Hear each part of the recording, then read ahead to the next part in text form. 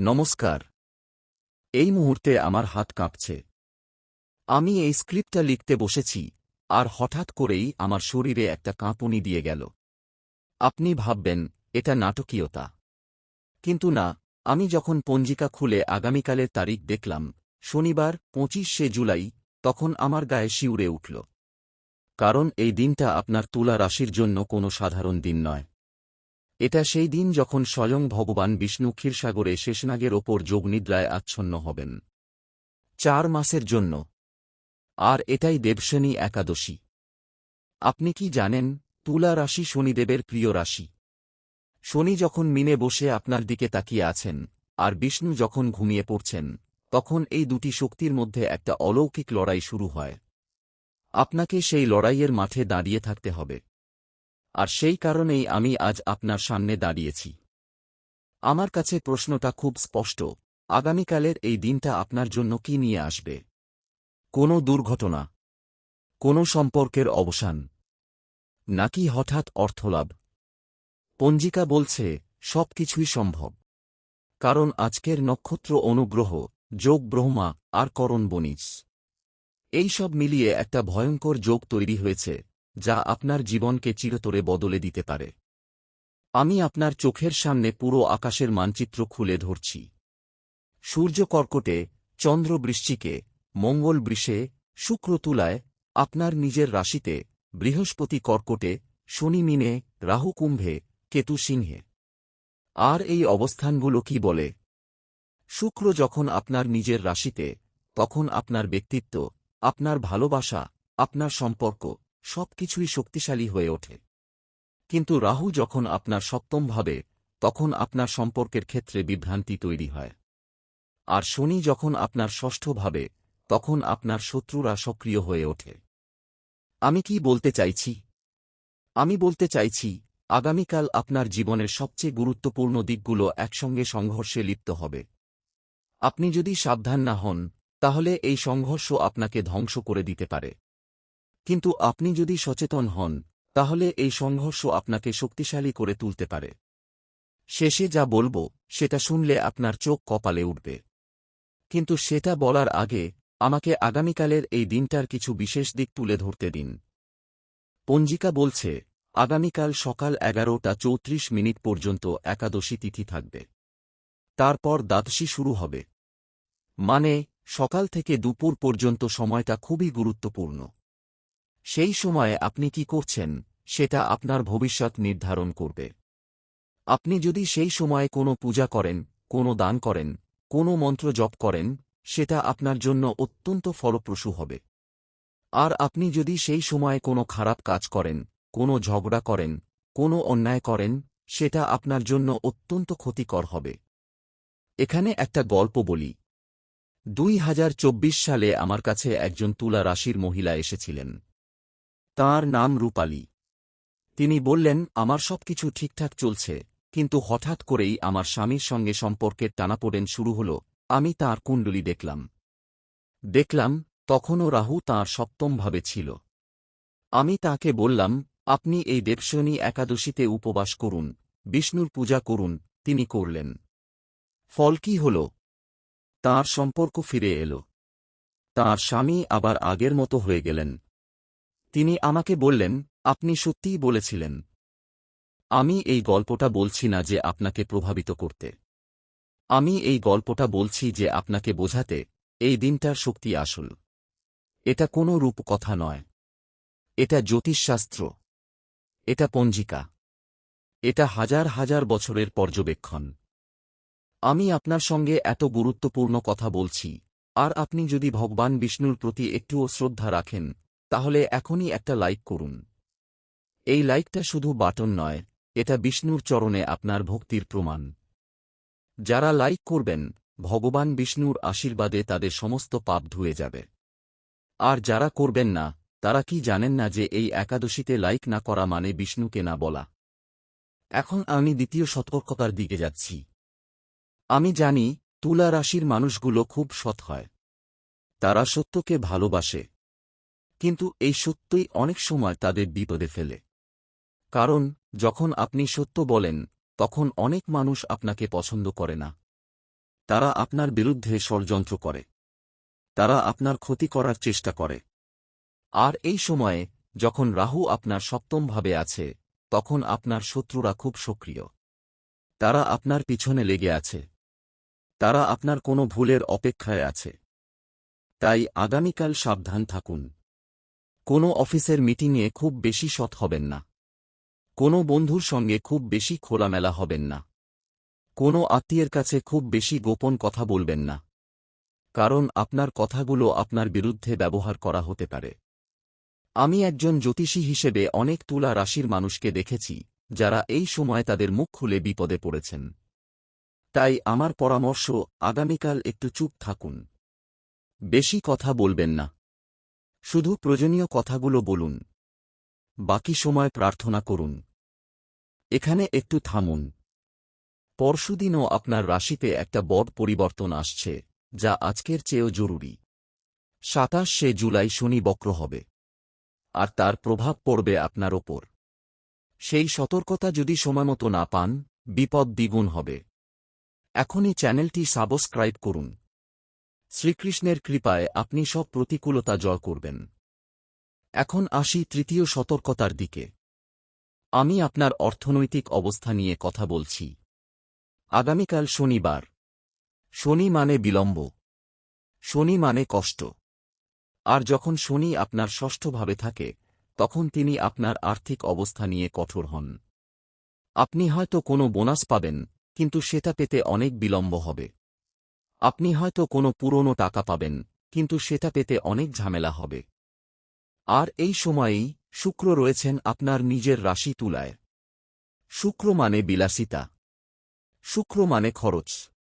আর যখন শুক্র আপনার রাশিতে থাকে, তখন আপনার খরচ বেড়ে যায়। আপনি নিজেকে সামলাতে পারেন না। আপনি মনে করেন, আমি তো আছি, খরচ করবই, কিন্তু এই খরচই আপনাকে বিপদে ফেলতে পারে। আমি অনেক তুলা রাশির মানুষকে দেখেছি, যারা এই সময়ে অযথা খরচ করে পরে অনুতপ্ত হয়েছেন। তাই আমার পরামর্শ, আগামীকাল কোনো বড় খরচ করবেন না। কোনো নতুন জিনিস কিনবেন না। কোনো বিলাসবহুল আইটেম নেবেন না। শুধু নিজেকে সামলান। এখন আসি চতুর্থ সতর্কতার দিকে। আমি আপনার সম্পর্ক নিয়ে কথা বলছি। তুলা রাশির মানুষগুলো সম্পর্ককে খুব গুরুত্ব দেয়। তারা ভালোবাসে প্রবলভাবে। কিন্তু এই ভালোবাসাই অনেক সময় তাদের চোখে কালো হয়ে দাঁড়ায়। আপনি দেখতে পান না, কে আপনার জন্য ভালো, কে খারাপ। আপনি বুঝতে পারেন না, কে আপনাকে সত্যি ভালোবাসে, কে শুধু ব্যবহার করছে। আগামীকাল যখন শুক্র আপনার রাশিতে থাকবে, তখন আপনার মনে হবে, আমি সঠিক ব্যক্তির সঙ্গে আছি, কিন্তু থামুন। একটু ভাবুন। শুক্র যখন আপনার রাশিতে থাকে, তখন তিনি আপনার মনের মধ্যে একটা মায়া তৈরি করেন। তিনি আপনাকে বিশ্বাস করান যে আপনার সম্পর্কটা পারফেক্ট। কিন্তু বাস্তবতা হয়তো ভিন্ন। আর এই সময়েই চন্দ্র রয়েছেন বৃশ্চিক রাশিতে। চন্দ্র মানে মন। আর বৃশ্চিক মানে গভীর আবেগ। মানে আপনার মন এখন খুব আবেগপ্রবণ। আপনি খুব সহজেই কাউকে বিশ্বাস করেন। খুব সহজেই কারও প্রেমে পড়েন। খুব সহজেই কারও ওপর নির্ভর করেন। তাই আগামীকাল আপনার সম্পর্ক নিয়ে কোনো বড় সিদ্ধান্ত নেবেন না। কোনো নতুন সম্পর্ক শুরু করবেন না। কোনো পুরনো সম্পর্ক ভাঙবেন না। শুধু পর্যবেক্ষণ করুন। দেখুন আপনার সঙ্গী আসলে কেমন। আপনার বন্ধুরা আসলে কেমন। আপনার পরিবার আসলে কেমন। আমি অনেক তুলা রাশির মানুষকে দেখেছি, যারা এই সময়ে সম্পর্কের সিদ্ধান্ত নিয়ে পরে বিপদে পড়েছেন। কারণ একাদশী তিথি হল উপবাসের দিন। আত্মশুদ্ধির দিন। সম্পর্কের সিদ্ধান্ত নেওয়ার দিন নয়। এত কিছু শুনলেন, এখন যদি চুপ থাকেন, তাহলে এই শক্তি আপনার কাছে পৌঁছাবে না।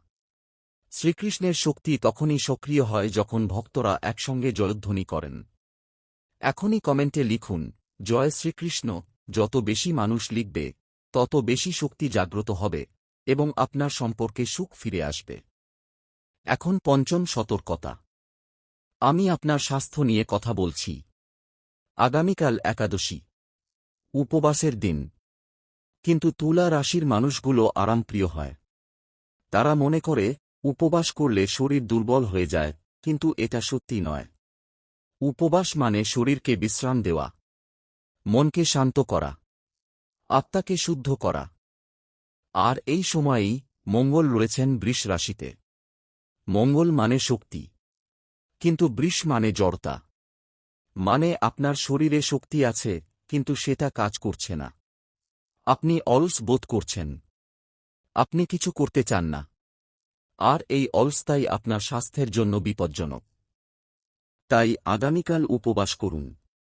কিন্তু শুধু উপবাস নয়, সঙ্গে প্রার্থনা করুন, বিষ্ণুর নাম করুন, আর যদি পারেন কিছু দান করুন। কারণ একাদশীতে দান করলে তার পুণ্য অগণিত হয়। ষষ্ঠ সতর্কতা। আমি আপনার ক্যারিয়ার নিয়ে কথা বলছি। তুলা রাশির মানুষগুলো খুব পরিশ্রমী হয়। তারা কাজ করে প্রবলভাবে। কিন্তু এই পরিশ্রমই অনেক সময় তাদের মানসিক চাপ দেয়। আগামীকাল যখন সূর্য কর্কটে থাকবে, তখন আপনার মনে হবে, আমি যথেষ্ট করছি না। আমার বস আমার কাজ পছন্দ করেন না। আমার পদোন্নতি হবে না। কিন্তু এগুলো শুধু আপনার মনের ভ্রম। সূর্য যখন কর্কটে থাকে, তখন তিনি দুর্বল থাকেন। কর্কট হল সূর্যের নিচস্থ রাশি। মানে এই সময়ে আপনার আত্মবিশ্বাস কমে যায়। আপনি নিজেকে দুর্বল মনে করেন। কিন্তু এটা সাময়িক। 26শে জুলাই সূর্য আপনার রাশিতে এসেছেন। আর 2026 সালের জুলাই মাসে আপনার রাশিতে সূর্যের আগমন মানে আপনার সময় শুরু হয়েছে। কিন্তু সেই সময় শুরু হওয়ার আগে আপনাকে ধৈর্য ধরতে হবে। আপনাকে অপেক্ষা করতে হবে। কারণ শনি যখন মিনে থাকে, তখন তিনি চান আপনি ধীরে ধীরে এগোন। কোনো তাড়াহুড়ো নয়, কোনো আবেগের সিদ্ধান্ত নয়। সপ্তম সতর্কতা। আমি আপনার সন্তান নিয়ে কথা বলছি। যদি আপনার সন্তান থাকে, তাহলে আগামীকাল তাদের ওপর বিশেষ নজর রাখুন। কারণ এই সময়ে সন্তানরা বিপদে পড়তে পারে। তারা হয়তো কোনো ভুল বন্ধুর সংস্পর্শে আসতে পারে। তারা হয়তো কোনো ভুল সিদ্ধান্ত নিতে পারে। তারা হয়তো পড়াশোনায় পিছিয়ে পড়তে পারে। তাই তাদের সঙ্গে কথা বলুন। তাদের বুঝিয়ে বলুন। তাদের সঠিক পথ দেখান। আর যদি আপনার সন্তান না থাকে, তাহলে আপনার ছোট ভাই বোন বা আপনার অধীনস্থ কর্মচারীদের ওপর নজর রাখুন। অষ্টম সতর্কতা। আমি আপনার আত্মবিশ্বাস নিয়ে কথা বলছি। আপনি হয়তো অনেকদিন ধরে আত্মবিশ্বাস হারিয়ে ফেলেছেন। আপনি ভাবছেন, আমি পারব না। আমার ভাগ্য খারাপ, কিন্তু এটা সত্যি নয়। আপনার ভাগ্য খারাপ নয়। আপনার সময়টা খারাপ ছিল। কিন্তু সেই সময়টা এখন শেষ হতে চলেছে। কারণ 2026 সাল আপনার জন্য সম্পর্কের পুনর্মিলন আর আর্থিক স্থিতিশীলতার বছর। বিশেষ করে জুলাই মাসে শুক্র আপনার রাশিতে আছে, যা আপনার ভালোবাসা, সম্পর্ক আর বিলাসিতা নিয়ে কাজ করে। কিন্তু রাহু আপনার সপ্তম ভাবে আছে, যা সম্পর্কে বিভ্রান্তি নিয়ে সতর্ক করে। মানে এই মাসে আপনার সম্পর্কে বড় কিছু হওয়ার সম্ভাবনা আছে, কিন্তু সেটা পেতে হলে আপনাকে সাবধানে পদক্ষেপ নিতে হবে। আর সেই সাবধানতার প্রথম ধাপ হল আগামীকালের সেই একাদশী। এবার সবশেষে আমি আপনাকে একটি বিশেষ রক্ষা মন্ত্র দিচ্ছি। এই মন্ত্র আগামীকালের জন্য তুলা রাশির সুরক্ষা কবচ। শুধু মন্ত্র পড়লেই হবে না, এটি সক্রিয় করতে হবে। মন্ত্রটি হল ও শ্রী লক্ষ্মী নারায়ণায় নমঃ। এই মন্ত্র আজ 1800 বার জপ করুন। হ্যাঁ, 1800 বার। কিন্তু চিন্তা করবেন না, এটা খুব বেশি নয়। আপনি যদি প্রতিটি মন্ত্র উচ্চারণ করতে 3 সেকেন্ড সময় নেন, তাহলে 1800 বার জপ করতে মাত্র 90 মিনিট লাগবে। আর সেই 90 মিনিট আপনার সারা বছরের জন্য যথেষ্ট। কিন্তু এই মন্ত্রের শক্তি তখনই পূর্ণ হবে যখন কমেন্টে লিখবেন। জপ না করলে, কমেন্টে না লিখলে আগামীকালের বিপদ থেকে রক্ষা কঠিন। কিন্তু পূর্ণ বিশ্বাসে জপ করলে স্বয়ং ভগবান বিষ্ণু আপনার রক্ষাকর্তা হবেন। তিনি আপনার সমস্ত পাপ ধুয়ে দেবেন। তিনি আপনার জীবনকে সুখ, সমৃদ্ধি আর খ্যাতিতে ভরিয়ে দেবেন। আমি জানি আপনি হয়তো ভাবছেন, এটা কি সত্যি কাজ করে? আমি বলছি, হ্যাঁ। কারণ মন্ত্র শুধু শব্দ নয়। মন্ত্র হল শক্তি। মন্ত্র হল ঈশ্বরের সঙ্গে সংযোগ স্থাপনের মাধ্যম। আর যখন আপনি সেই সংযোগটি প্রতিষ্ঠা করেন, তখন ঈশ্বর আপনার কথা শোনেন। আমি একজন জ্যোতিষী হিসেবে অনেক মানুষকে দেখেছি যারা মন্ত্র জপ করে তাদের জীবন বদলে ফেলেছেন। আমি দেখেছি কিভাবে একটি মন্ত্র একজন মানুষের ভাগ্য পরিবর্তন করতে পারে। আমি দেখেছি কিভাবে একটি মন্ত্র একজন মানুষের আত্মবিশ্বাস ফিরিয়ে দিতে পারে। আমি দেখেছি কিভাবে একটি মন্ত্র একজন মানুষের সম্পর্ক মেরামত করতে পারে। আর সেই কারণেই আমি আপনাকে এই মন্ত্র দিচ্ছি। কারণ আমি চাই আপনি সফল হন। আমি চাই আপনি সুখী হন। আমি চাই আপনি আপনার জীবনের সব লক্ষ্য অর্জন করুন। এখনই কমেন্টে লিখুন, জয় শ্রীকৃষ্ণ ও শ্রী লক্ষ্মী নারায়ণায় নমঃ। এই ভিডিও আপনার প্রিয়জনদের সাথে শেয়ার করুন। তাদেরও এই সতর্কতা দরকার। কারণ শুধু আপনি নন, আপনার আশেপাশের সবাই এই গ্রহের প্রভাবের মধ্যে আছে। আর যদি তারা সাবধান না হন, তাহলে তার প্রভাব আপনার ওপরও পড়তে পারে। আমি জানি আপনি হয়তো এখন অনেক কিছু ভাবছেন, কিন্তু সময় কম। আগামীকালের সেই সূর্যোদয়ের আগেই আপনাকে প্রস্তুত হতে হবে। তাই আজ রাতেই সব প্রস্তুতি নিন। কাল সকালে স্নান করুন, পূজা করুন, মন্ত্র জপ করুন, আর বিশ্বাস রাখুন। কারণ এই পৃথিবীতে যা কিছু ঘটে, সব কিছুর পেছনে একটা কারণ আছে। আর সেই কারণটা হল ঈশ্বরের ইচ্ছা। আর ঈশ্বরের ইচ্ছা হল আপনি সুখী হন, আপনি সফল হন, আপনি শান্তিতে থাকুন। কিন্তু সেই শান্তি পেতে হলে আপনাকে কিছু করতে হবে। আপনাকে কিছু ত্যাগ করতে হবে। আপনাকে কিছু বিশ্বাস করতে হবে। আর সেই বিশ্বাসের প্রথম ধাপ হল আগামীকালের সেই দেবশয়নী একাদশী। আমি আজ এখানেই থামছি। কিন্তু মনে রাখবেন, এই কথাগুলো শুধু কথা নয়। এগুলো আপনার জীবনের সত্য। এগুলো গ্রহের সত্য। এগুলো ঈশ্বরের সত্য। আর সেই সত্যকে যদি আপনি মেনে নেন, তাহলে আপনার জীবন বদলে যাবে। জয় শ্রীকৃষ্ণ। জয় শনিদেব। জয় তুলা রাশি।